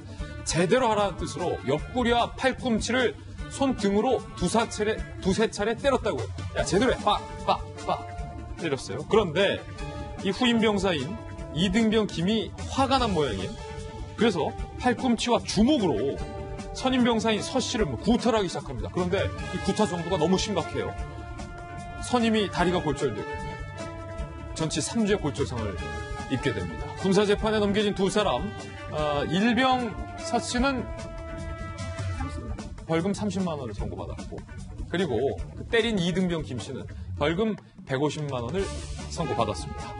그런데 이후에 이 선임병사인 서 씨가 군대 내 폭력행위 방지 의무를 소홀히 했다며 이등병 김 씨와 또 국가를 상대로 손해배상 소송을 벌입니다. 1심에서는 둘 다 배상하라. 김 씨와 국가에게도 70% 책임이 있다. 800여만 원을 배상하라. 그러니까 국가가 얻어맞은 선임병사에게 배상하라는 판단을 내립니다. 그런데 2심에서는 국가가 배상할 필요가 없다. 완전 뒤집혔어요. 우발적 싸움으로 군 지휘관들이 예견할 수가 없었던 상황, 국가에게 책임을 물을 수 없다. 원심 판결 깨고 이등병, 쫄병이죠. 쫄병만 손해배상을 하라라는 것으로 판결이 뒤집혔습니다. 일단은 이번 사건, 백 관장님이 또 오늘 취재를 해오셨는데, 아니, 그 선임병사가 물론 때려서는 안 됐죠. 근데 그 어디 이등병이 지금 막 구타를 합니다. 지금 김진애 지금 군 육군이 몇 개월 근무하시는지 아세요? 저는 2년 2개월 근무했는데 요즘 좀 많이 줄었다고 해서 한 2년 정도? 최초에 36개월에서 지금 18개월로 줄었습니다. 2년이 채 안 되는. 그래서 지금 저는 이게 타이틀이 뭐냐면 겁없는 2등병, 부실한 1등병이라고 지금 했는데요. 부실한 1등병 예, 맞았어요. 지금 이 사안도 이런 겁니다. 사실은 아침에 이제 식당에 그 이동을 하는데 통상 군대에서 저도 사단사령부 근무를 했는데 예. 하나, 둘, 셋, 넷 이렇게 이제 구호를 선창합니다. FM이네, FM. 그런데 따라하지 않는 경우에 보면 이제 대개 보면 요즘 아이들이 약해요. 그러니까 이등병 같은 경우에 이제 군의 일선에 자대 배치를 하면 어떤 교양을 하냐면 혹시 가혹행위라든가 뭐 어떤 소위 말하면 이런 어떤 부분들에 대해서 교양을 합니다. 그러니까 선임병이 괴롭힌다는 부분에 대해서는 뭐 소원수리를 아니더라도 바로 신고를 하게 되면 상급자가 처벌받게 돼 있고요. 예. 근데 군인 기본법에 보면 그 직무에 관한 권한이 부여된 경우 아니면 병사 간의 지시나 명령을 할 수 없어요. 이렇게 딱 정해져 있어요. 군인 지휘 및 복무에 관한 기본법에 보면 병상호 관에는. 예. 이제 이런 부분들을 교양을 한단 말입니다. 그러니까 이등병이 뭐 18개월 정도 군 생활에 선임이 괴롭혀? 그럼 내가 가만히 있지 않지. 이제 이런 거예요. 근데 보니까 나를 때리는 1등병이 얼마 차이도 나지도 않는데 자기보다 훨씬 약해 보이는 거거든요. 그러니까 너 나하고 1등 해봐야 되지도 않아. 그래서 오히려 훨씬 더 강하게 그렇게 폭력을 행사를 해서 아니, 그 선임병사 다리 부러졌어요. 네, 그래서 결국 맞았어요. 3주간의 골절을 입었는데 결국은 국가에서 이제 배상 책임이 있다고 1심에서 뒤집어진 이유는 네가 유발을 했고 병상호관에는 그런 부당한 지시 명령을 할 수가 없어. 그리고 네가 유발한 거야. 그런데 갑자기 우발적으로 일어나는 그런 폭력 사건에 국가가 책임 없어. 그래서 가해자만 책임 있는 거야 라고 했거든요. 그렇기 때문에 군대 내에서 지금 폭력 행위 이런 거 정말 하지 말아야 되고요. 권한이 없습니다. 나머지는 우리 노영희 변호사님이 명쾌하게 또 설명해 주실 것 같습니다. 자, 아니 이게 좀 요즘 군기가 좀 어디로 가는지 모르겠어요. 저희 때는 뭐 나쁜 면도 많았지만 그래도 딱 군은 계급이고 명령체계이기 때문에 왜냐면 전쟁 상황을 예비하는 거 아닙니까? 이등병이 감히 일병을 다리를 부러뜨린다. 있을 수가 없는 일인데 요즘 군대가 좀 많이 약해진 것 같은데 1심은 국가 책임이 있다. 하지만 2심은 국가가 이 선임병사에게 배상해 줄 필요는 없다. 왜 뒤집힌 겁니까? 그러니까 1심에서 본 거는 일단 그 2등병에 대해서 1등병이 행한 행동은 그 아래 부하를 훈련시키는 그런 정당한 행위였을 것이다라고 본 게 좀 큰 것 같고요. 그렇기 때문에 거기에 대해서 반발하는 식으로 저렇게 2등병이 자기 힘이 더 세다고 1등병에 대해서 행동한 것은 일단 교육 자체가 잘못된 것이고 실제적으로 그런 폭력 행위를 막아야 되는 군대 내의 질서 유지가 제대로 안 됐기 때문이다. 그러니까 둘 다 잘못이니까 책임 져라라는 거였는데 2심은 니네끼리 싸운 거를 왜 국가한테 책임을 물으냐 이제 이런 얘기였습니다. 그래서 실제적으로 이런 경우라고 하면 이제 앞으로 이 판례가 이제 정착이 된다면은 그렇게 1등과 2등끼리 서로 싸워가지고 문제가 생겼을 때 그 개인만 책임을 지는 것으로 얘기가 가능성이 큰데요. 네. 군대든 어디든 힘센 사람이 최고다. 힘센 사람이 최고다. 굉장히 좀 씁쓸한 어떤 결말이 이번 사건에 있습니다. 위험한 결론이죠. 예. 참 이게 그래서 군기가 중요합니다. 멋있는 말 한번 해볼까요? 멋있는 말 하세요.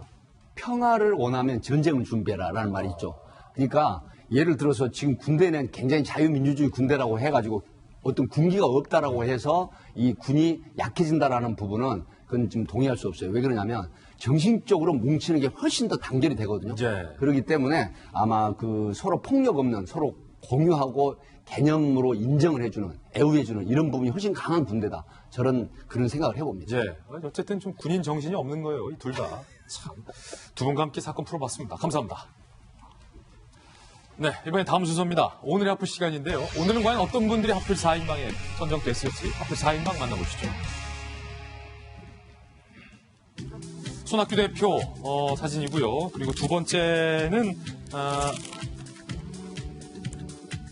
스타일란다와 또 임블리 함께 나와 있습니다. 그리고 세 번째는 이제 봉준호 감독의 신작 영화 기생충 영화의 한 장, 그리고 윤중천 씨와 조윤선 전 장관의 사진도 나와 있습니다. 오랜만에 나왔는데 어떤 이야기인지 하나씩 살펴보겠습니다. 네 분이 계속되고 있는 바른미래당의 집안 싸움, 그야말로 점입 가경입니다. 손학규 대표의 퇴진을 둘러싼 최고위 갈등이 점점 심화되면서 인신공격에 가까운 막말까지 나온 겁니다. 정치권의 악명 높은 아킬레스건이기도 한 노인 폄하 발언까지 등장을 했습니다. 하태경 의원이 한 발언입니다. 직접 들어보시죠.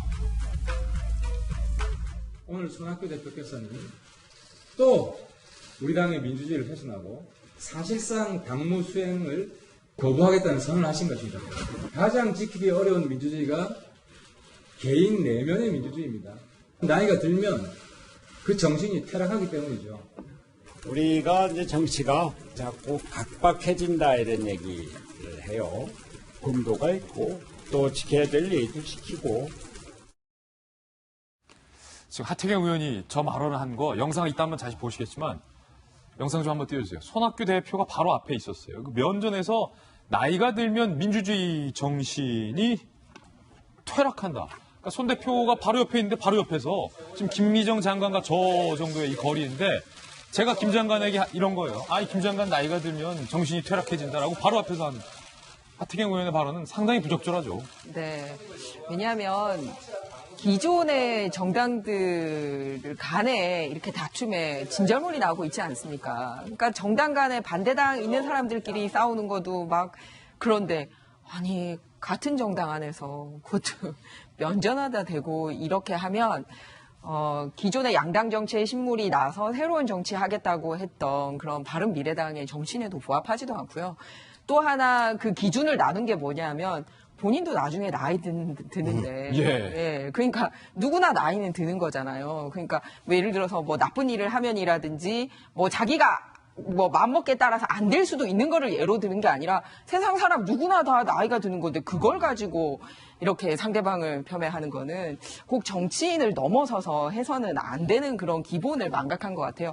그러다 보니까 국민들이 어떻게 생각하냐면 바른미래당 뭐 때문에 저렇게 다툼이 있고 갈등이 있는지에 대한 그 내용에는 전혀 지금 인식을 못하고 있고요. 그 싸움 자체만 부각이 돼버리지 않습니까? 그러면 결국은 자기 당에 칼질하는 되는 거죠. 그래서 이런 식의 그 인격 모독적인 행위가 자기 당 내에서 있었다라는 게 굉장히 유감이고 정말 자정 노력이 필요한 것 같습니다. 예.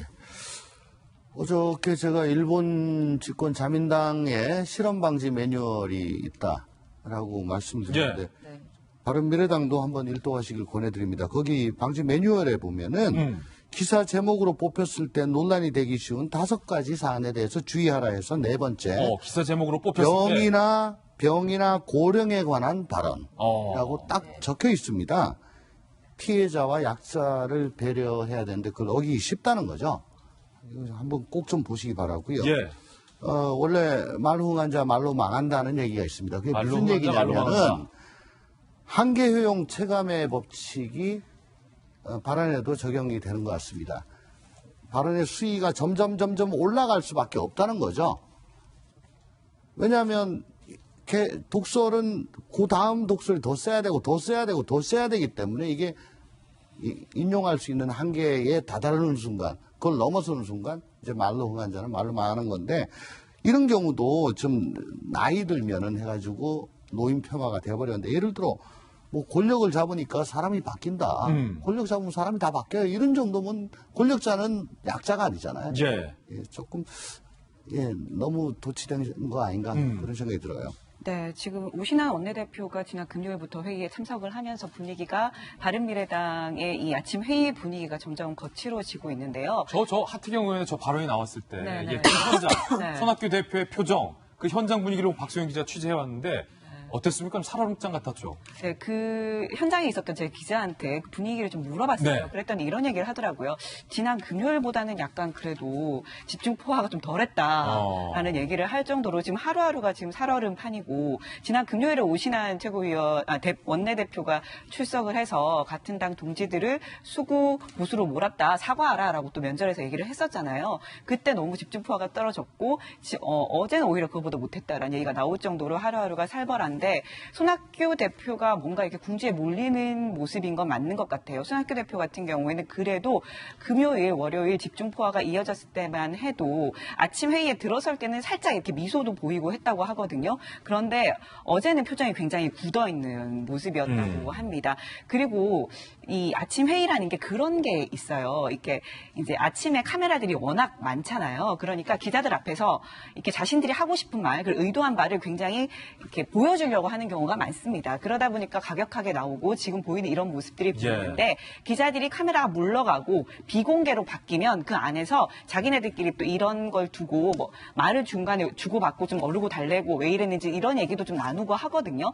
그런 과정에서 서로 풀리고 또 논의하고 이렇게 되는 건데 문제는 바른미래당 같은 경우에는 이렇게 공개된 모습을 보이고 난 후에 비공개 회의 모습이 한 10분 정도밖에 되지 않는다는 거예요. 그러니까 10분도 채 되지 않는다는 거는 그만큼 따로 얘기를 할 게 없다는 거죠. 서로 풀고 말고 할 것도 없다는 겁니다. 그만큼 사이가 굉장히 좋지가 않고 지금 상황이 악화되고 있기 때문에 앞으로 이 내용이 더 격화될 것이라는 전망까지 지금 나올 수밖에 없는 겁니다. 나이 들면 정신 퇴락한다. 면전에서 당대표한테 아무리 당대표가 마음에 안 들어도 그런 발언 하면 그 옆에 최고위원이나 원내대표가 누가 한 명 따끔하게 혼을 내줘야 되는데 지금 보니까 그럴 만한 사람도 없는 건데. 강하게 제지가 필요하죠. 그리고 손학규 대표가 그렇게 나이가 들었는지도 잘 모르겠습니다.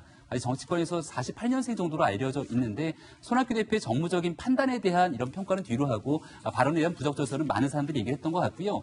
바른미래당의 핵심은 이 내용을 해결할 수 있는 사람이 없다는 데서 지금 비롯된 것 아니겠습니까? 낼 사람이 없다는 거예요. 독일에 계신 안철수 대표님 듣고 있으면 지금 빨리 비행기 티켓 끊고 돌아올 때가 된 것 같습니다. 이 문제를 해결할 수 있는 유일한 사람은 안철수 대표와 유승민 전 대표 두 분이 힘을 합쳐서 의기투합해서 바른정당과 국민의당을 통합해서 바른미래당을 만들어낸 것이고요. 손학규 대표는 나중에 합류한 상황인데 지금 현재 손학규 대표 측에서 늘 얘기하고 있는 건 내가 떠난다고 무슨 다른 대안이 있냐라고 얘기를 하고 있지 않습니까?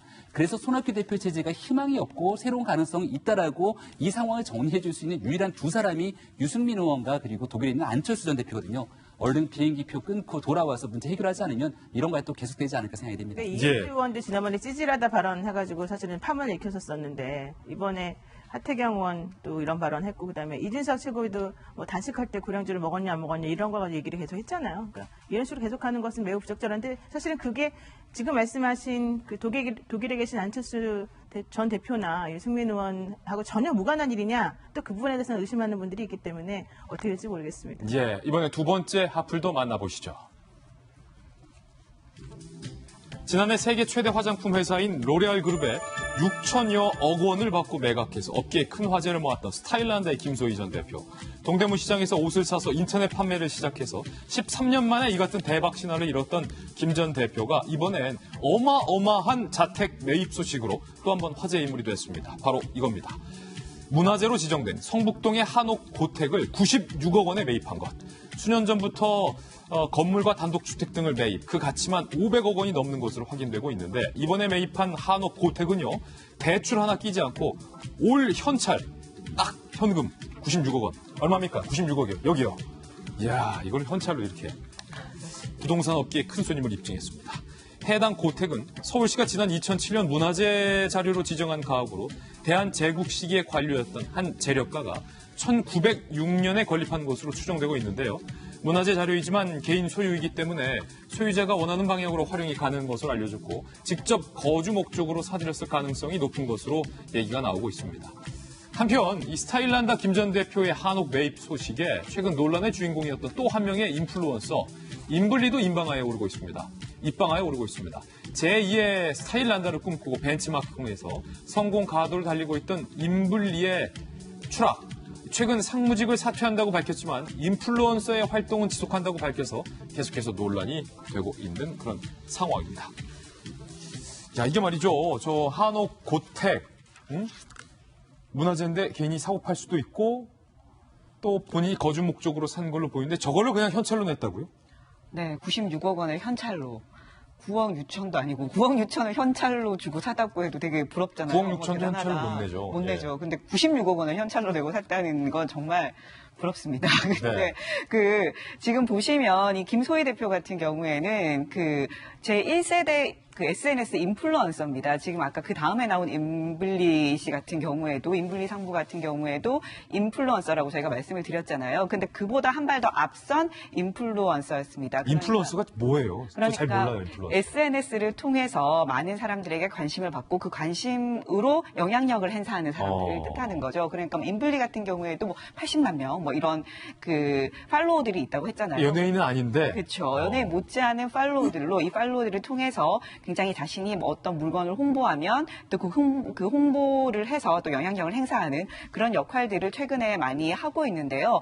이 김소희 대표 같은 경우에 원래 동대문, 그러니까 쇼핑몰을 하고 있었거든요. 온라인 쇼핑몰을 하고 있었는데 자신의 SNS를 통해서 이 SNS를 굉장히 잘 활용을 해서 이 쇼핑몰을 홍보를 했고요. 그런 영향력을 바탕으로 해서 회사를 키웠고 나중에 패션뿐만 아니라 뷰티 업계까지 진출을 했고요. 그리고 동남아까지 진출을 하게 됩니다. 그러면서 굉장히 영향력이 커졌고 그러다 보니까 13년 만에 이 중국 진출을 하려는 노레알이 이 스타일 난다를 사서 6천억 원을 지불하는 그런 전설적인 인물이 됐습니다. 6천억 원을 저거 스타일 하나 팔면서 받았으니까 96억 원을 바로 현금으로 낼 수 있는 경제력이 있군요. 네, 그것뿐만 아니고요. 뭐 최근에 건물도 많이 샀어요. 뭐 회사 명의뿐만 아니라 본인 명의로 산 것만 해도 대학로, 명동, 뭐 인천 부평 이런 곳에 굉장히 금싸라기 땅에 건물을 굉장히 많이 샀습니다. 예, 그렇다고 합니다. 김학의 전 차관에게 억대 금품과 성접대를 제공했다는 의혹을 받고 있는 윤중천 씨가 6년 만에 결국 재구속됐습니다. 자유분방한 남녀의 만남이었다 라면서 강간치상 혐의를 부인했지만 법원은 강압에 의한 성폭행이 맞다고 검찰의 손을 들어준 겁니다. 어제 성폭행 혐의를 묻는 질문에 묵묵부답으로 일관한 윤중천 씨의 모습을 직접 보시죠. 오피스텔에서 성폭행한 혐의 인정하십니까? 오피스텔에 김학의 전 차관도 함께 있었습니까? 잠시만요. 두 번째, 지금 영장 심사 신경할 말씀 부탁드립니다. 김 전 차관이 묵비권 행사하고 있는데 관련해서 한 말씀 해주시죠. 전하실 말씀. 김학의 사건 핵심 인물의 구속으로 김 전 차관의 성폭행 수사도 급물살을 탈 것으로 보입니다. 한편 조윤선 전 장관이 재판정에서 울음을 터뜨렸습니다. 세월호 참사 특소위 설립과 활동을 방해한 혐의로 재판에 넘겨져 징역 3년을 받았는데 최후 진설에서 여가부 장관 당시 희생자 가족을 만났던 경험을 토로하며 힘도 없는 여가부 장관이 방문한 게 무슨 소용이겠냐 하겠지만 해야만 했다며 눈물을 흘렸습니다. 조윤선 전 장관의 최종 선고는 다음 달 12일에 예정돼 있습니다. 사실은 같은 여가부 장관 출신으로서 김 정 장관께서 약간 조윤선 장관의 소식을 볼 때 좀 심경이 복잡할 것 같은데 힘없는 여가부 장관이 무슨 소용이 있겠느냐 했지만 세월호 유가족들 다 만났다라고 지금 진술했어요. 네. 당시 세월호 가족분들에게 어떤 위로도 사실은 이렇게 극복이 되기 힘든 상황이지 않습니까? 왜냐하면 애가 살아서 돌아오지 않는 한은 아무리 정부가 나서서 뭘 해도 이렇게 만족스럽지 못하잖아요. 그럼에도 불구하고 제가 이 사건 사고 난 다음에 이제 인수인계 해서 갔을 때 전임 장관인 조윤선 장관과 여성가족부 직원들이 이 세월호 가족들을 위해서 참 백방으로 애썼구나라는 거는 알 수 있었습니다. 인수인계 받는 과정에서. 뭐냐면 긴급 가족 돌봄이라고 하죠. 왜냐하면 참 안타깝게 이 진짜 사고를 당한 아이들만 있는 게 아니라 그 애들을 위해서 팽목항에 가고 난 다음에 남겨진 다른 자녀들이라든지 또는 돌봄이 필요한 다른 어른들이 있으신 가족들이 참 많았어요.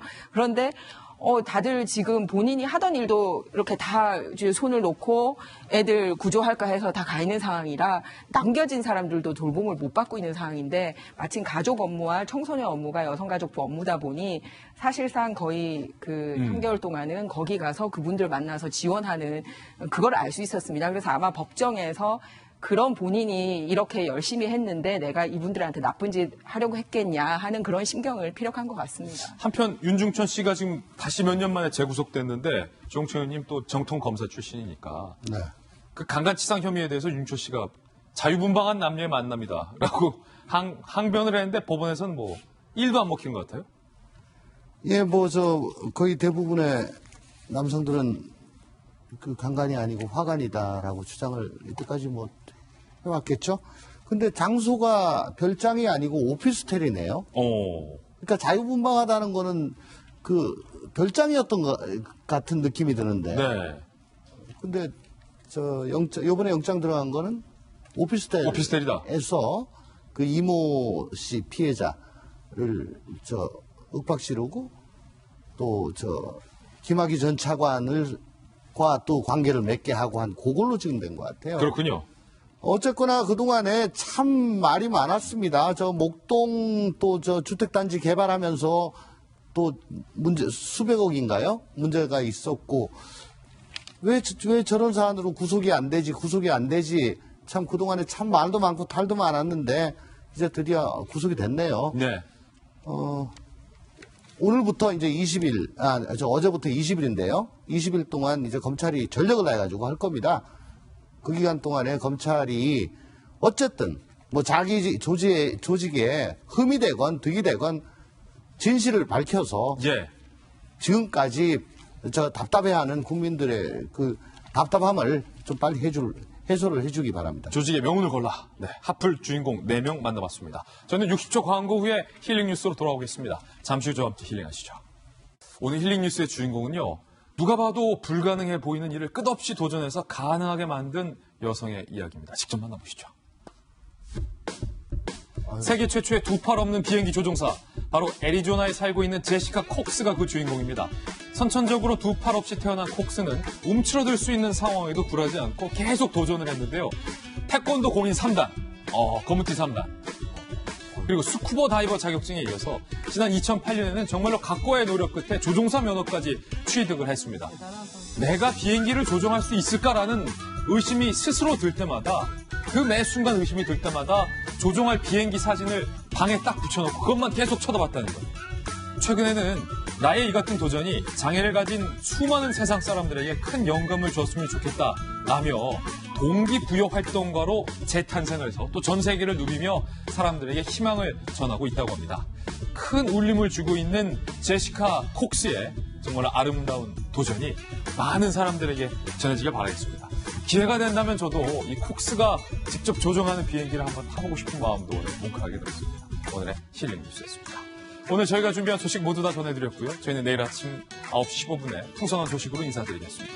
오늘 하루는 분명 어제보다 나을 겁니다. 좋은 하루 되십시오. 고맙습니다.